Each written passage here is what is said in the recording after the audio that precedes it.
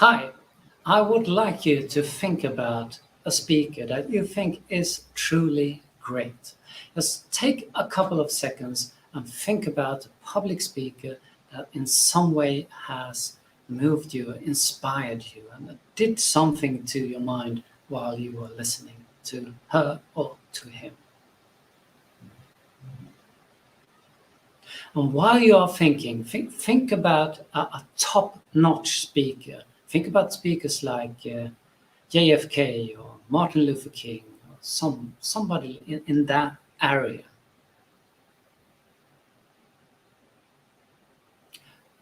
Now, think about yourself and compare yourself as a speaker to the person you thought about.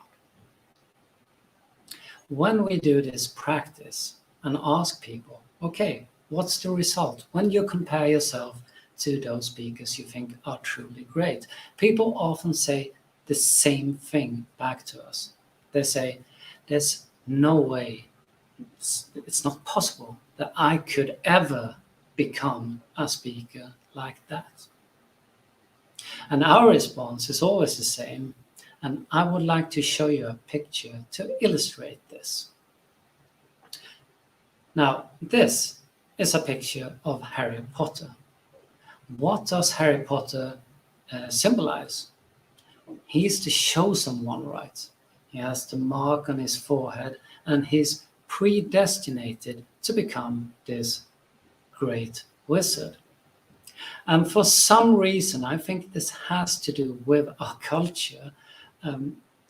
We take this idea and put it all over our society.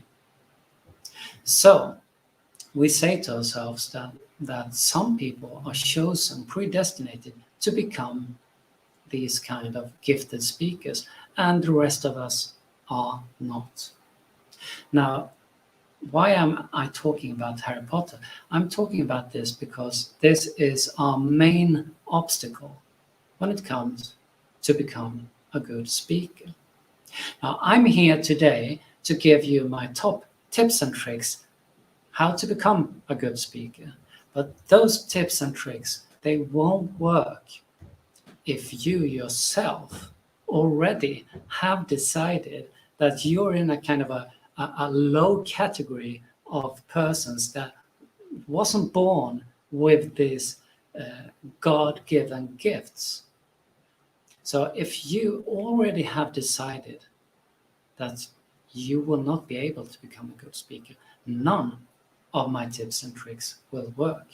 So the first thing I would like to ask from all of you is to kind of erase this thinking and go forward thinking, I have every possibility in the world to do whatever I want to if I give it enough training and enough coaching. So are you with me with this? I hope you're saying yes at your homes or workplaces, and we can move on. So 3 things we have to go through in order to discuss what it is what it means to become a good speaker. First thing is language. And with language, I mean having words for what's actually good and what's bad when it comes to public speaking. Having a language that we can talk together with colleagues and help each other. And here we find that we often lack a deeper language to discuss those things. So that's the first thing. The second thing here is about manuscript, learning to write a proper manuscript. And the third thing is performance. That's you on a stage or rehearsing for going up on the stage and having your presentation. So let me go through these three things with you in kind of a rapid pace. Okay, so the first thing I would like you to do is to change place with the audience. Normally, when you're going to have a presentation, you think about it from your own viewpoint. So you're imagining yourself standing in front of an audience, looking at all those faces, or looking into a camera.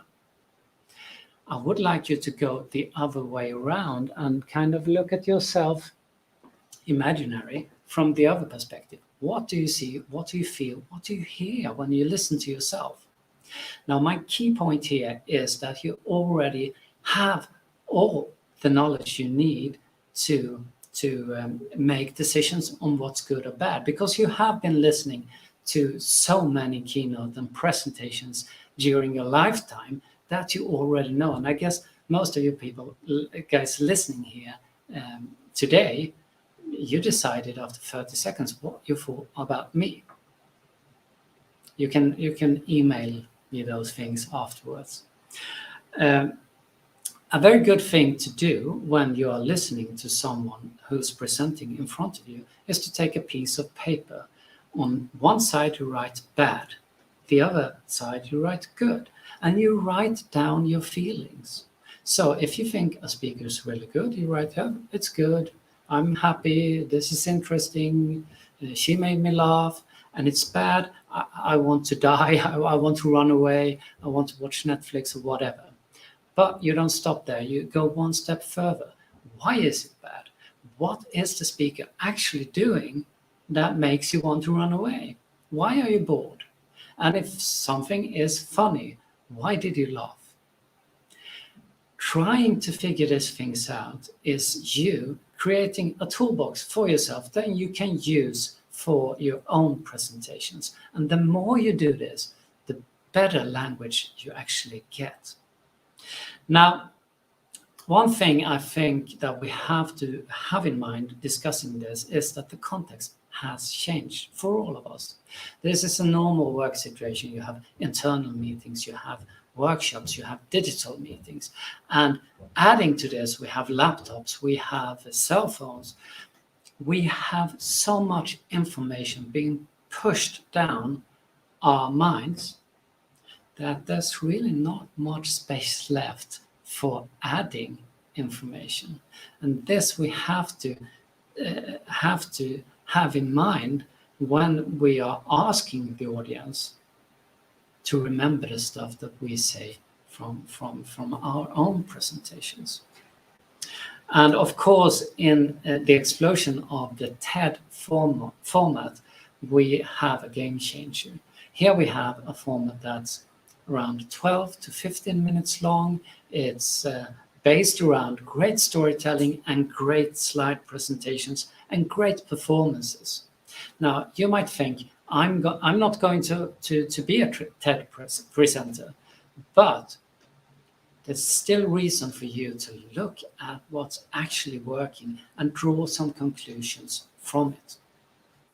Okay, so I've been interviewing around 600 people and asking them deep interviews what they think when they are sitting in the audience, what's good and what's bad. And here's the results. And I know that every one of you watching this can relate to these things as extremely boring and dull. We can say that these things are true facts. So the things you're reading on your screen now, you should never do. If we turn it on the other side and ask an audience, what do you think is great from the stage? We have a list, and I'm pretty sure you will relate to this too and think, yeah, I agree. So now it's simple. We know what's bad and we know what's good. We know what not to do and we know what to do. But this doesn't say anything about what makes a message stick in people's heads, because you can have a wonderful time at listening to an engaging speaker without remembering a word that person has said. So I have 3 things for you to add to your toolbox. 3 things that actually will make your message stick, will make you be remembered. And the first thing is that you can move a person in the audience, make them feel something. They can be happy, they can be sad, they can be angry, they can be crying. If you are able to emotionally move a person in the audience, that person will remember you and your message. Second thing is about inspiration. If you can transfer inspiration to the audience, make them feel that I want to join this too, I want to do this too, I want to be like you somewhere, they will remember you too. And those two, the first two, are quite hard to achieve, and it takes a lot of training actually. The third one is much easier. We call it wow. It's about new knowledge. The thing, if you listen to a speaker and you go home to your family afterwards and you say, you know what I heard today? I heard a fantastic, interesting thing. That's wow, that's new knowledge.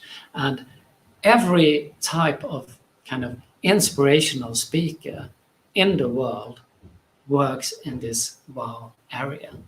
It's about facts you haven't heard before. So 1, 2, or 3 of those things, add them to your talk and your message will stick in the audience head.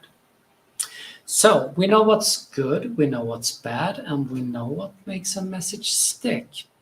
Now, I have been doing this good and bad practice for years and years, and it's actually a good thing to do when you're bored listening to a boring speaker because you're doing something productive. And I'm easily bored, so I do this a lot, as you understand. So I've gathered from this years of writing down what's bad, a top 5 list of things, the most common mistakes that speakers do. Are you ready for my top 5 list? Yes, you are. Thank you. The first mistake is about buffering. So what's buffering? Buffering is not starting. The most common way to start a presentation sounds like this. Hi, my name is Anders Milner. I work at a company called Altitude Meetings. We're based in Malmö. We are 15 employees here. I should tell you that I have a degree in art history. And then it goes on. That's buffering. That's not starting. So whenever you walk up to start your presentation, you're walking upon a stage. So this is a stage. And if you think about other things you see on a stage, like a concert or a theater play, they just start. There's no rock band in the world that starts telling the audience what they studied. I studied bass for 15 years at the bass school in Stockholm. After that, I moved on to experimental bass for 5. That's not a way to start. They just start. And a play starts the same way. The curtains are drawn and the story begins. So what you should do is to let your story begin from the beginning. You should never introduce yourself. You should just start and grab people's attention from the beginning. And then you can introduce yourself when you have grabbed the attention. So why are we buffering? We are buffering because this situation, it makes us feel a bit uneasy. And when we feel uneasy, we like to check. So we're actually checking. My name is Anders Milner. I work at a company called Altitude, and I'm checking, do they hate me or love me? That's what we are doing.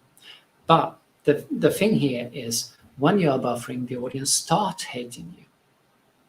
So it kind of doesn't work that way we would like it to. Okay, so number 1, never buffer, just go straight in, trying to capture your audience. And number 2, it's about the start and the ending. So if I would like you to have a storytelling in the start, and I would like you to have an ending that actually is an ending, the same way a rock band ends a concert with an emotional highlight. They are playing the song they know the audience loved the most, and the audience will feel something. So I would like you to aim for emotions in the end as well. Number 3 is not being funny. And with not being funny, I don't mean that you should turn into stand-up comedians. I mean that you should smile now and then and produce some kind of a happy, nice face. And feel free to dare to tell some jokes or dare to be somewhat funny, because the audience will reflect you. So if I'm smiling, the audience will smile back at me and I will feel easy and calm. If I'm very boring in my face, the audience will look back at me and I will wonder, oh my God, why are they looking like that to me? And that turns into a kind of an evil spiral here. So number 3 is not being funny. Try to be a bit funny. Number 4, forgetting the audience. A common mistake and easily checked by taking the phone and call up the arranger. Who are these people? What do they know already? What do you think they are interested in listening about? And that phone call will take you 5 minutes, and that will make your aim hit the target. And last but not least, it's death by PowerPoint. And I do not have to talk about this because you know exactly what I mean when I say death by PowerPoint. So those are the most common mistakes. And if you remember the buffering, the number 1 mistake, I have actually taken the time, and the normal Swedish buffer time is 2.5 minutes, but I've timed up to over 10 minutes of buffering before it starts. So bear that in mind, and whenever you listen to a speaker, think about buffering. Are they buffering? Yes, they're going to be buffering, but you are never going to buffer again. Okay, that's the language part, the first part of our step to becoming great speakers. The second part is about manuscript, learning to write a proper manuscript. And with manuscript, I actually mean every single word you're going to say in that order. So how do you do that? The first thing I would like you to do is to come forward with 1 key message, not 10, 1 key message, and remember the context, how much information the audience has in their heads already. So choose 1 thing. If the audience only remembers 1 thing, what should it be? Okay, figure that out, and then I have the structure I would like to show you. You have your key message, and I do this on paper, and I write down empty boxes where I'm going to put my content. After that, I know I'm going to have a start that some way involves storytelling, because I want to capture the audience and I want to have this kind of emotional highlight in the end. Okay, now I just write things down that I think could underline my key message. And here I can go to my colleagues, I can ask my colleagues, have I missed something? And they can help adding stuff. When I've come as far as possible with this, of course, I cross things out and I choose the things I think those are the best examples that I have. And I've tried to put them in an order. What I'm looking for here is logical steps. Now, when we talk to people who are afraid of speaking in front of other people, they say the same things to us. They say, I'm afraid I'm going to forget what I'm going to say. Now, the reason why people are forgetting what they're going to say is that they lack these logical steps. So a logical step is like a children's story. And you all know children's stories. Even if you haven't heard them for 40 years, you remember them since you were young because they are so logical. So think about a children's story and try to have the same logical steps. What happens next in your talk? So I've added a little code here as a reminder of that. Now we have a content in logical steps that I can follow, that I can remember as a speaker, and that the audience can remember. They can follow me through because it's fully logical where I'm going. Now I add the most important stuff. I add purpose. So for each box of my content, I add a purpose. Why am I talking about this? What's my goal? Well, the first box, I always want to capture the audience. The second box, I might want to be funny because I know that works. The third box, I want to add this knowledge that also works for adding, for making you remember my talk. And the fourth box, I would like to have some emotions transferred from me to you in the audience. Now, in the end, I want to emotional highlight and you to remember my message. And now, with this, I can sit down and I can write a 30 minutes presentation under an hour. And it will be perfect because I know exactly what I am doing and which tonality I should use. And if you think that writing manuscript is not for you, look at those speakers you thought about in the beginning. Look at the world's top speakers in history.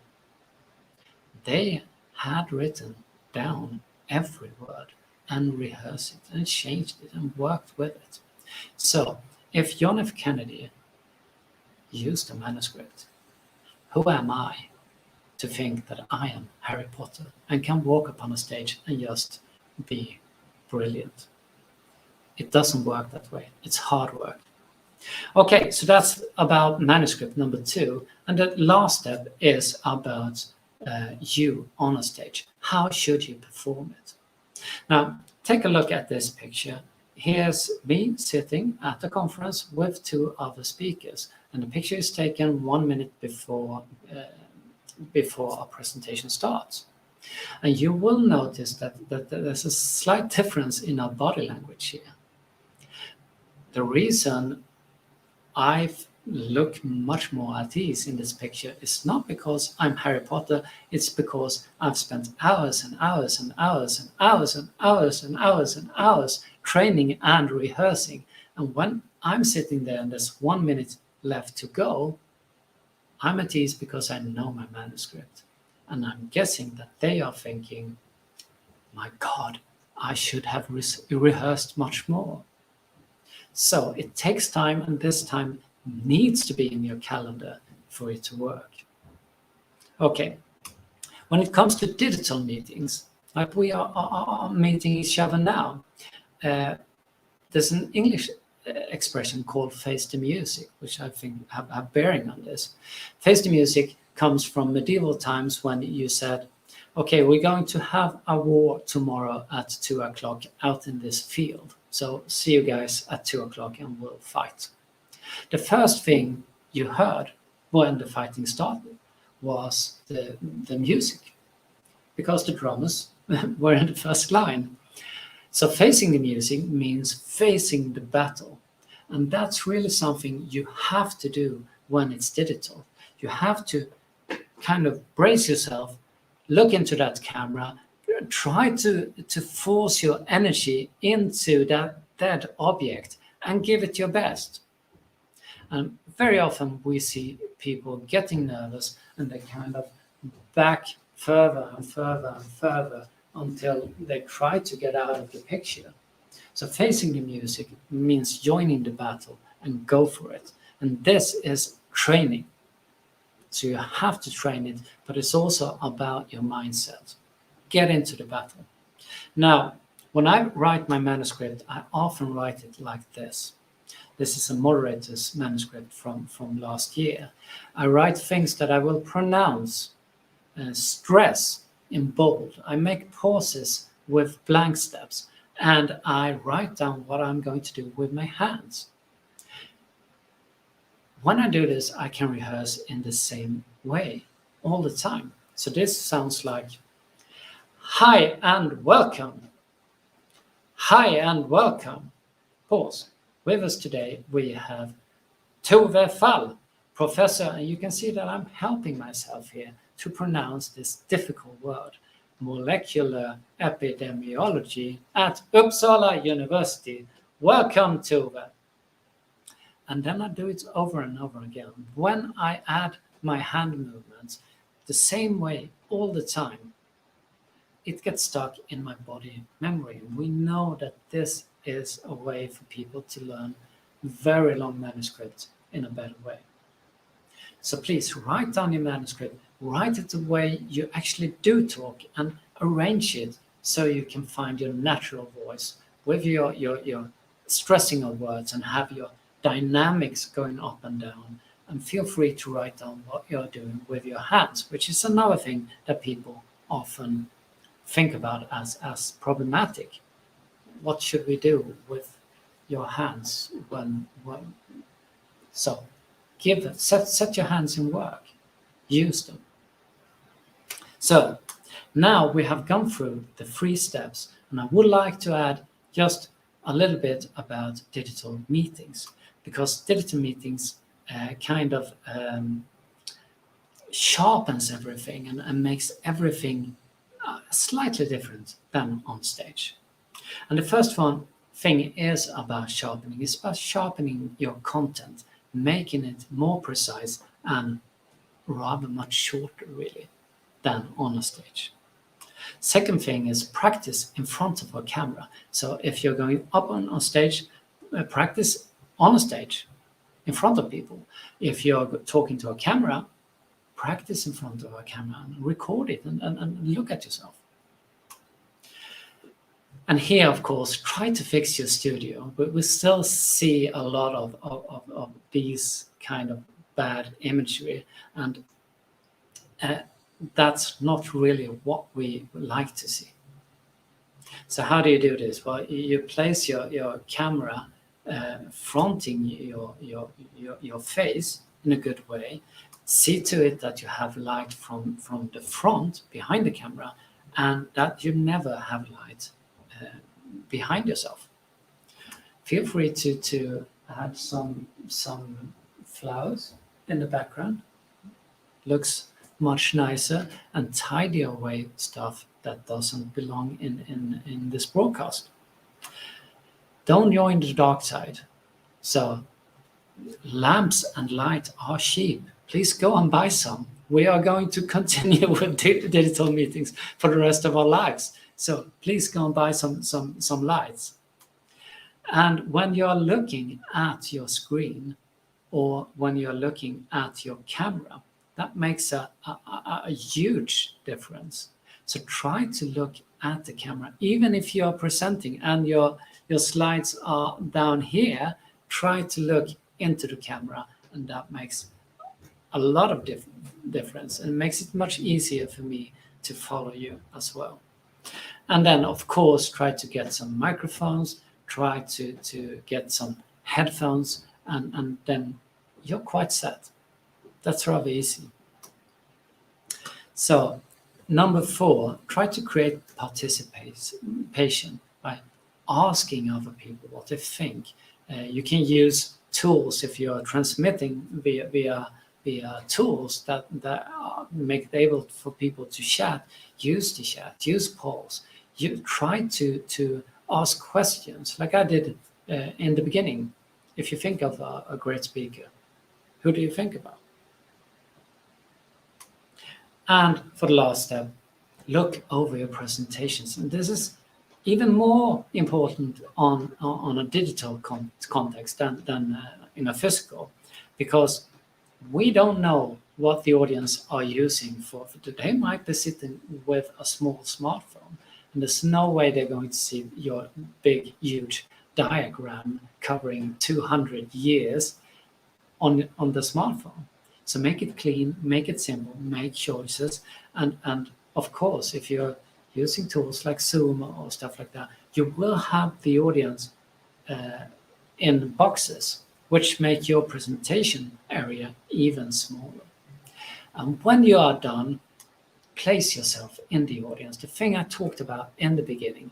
Go back, Try to imagine yourself in your presentation from an audience point of view.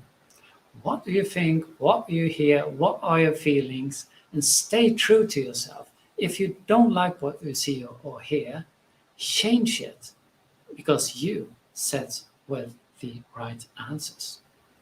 Now, if you do this and follow these steps, you can actually throw Harry Potter away from this world, because we know that everyone can be great.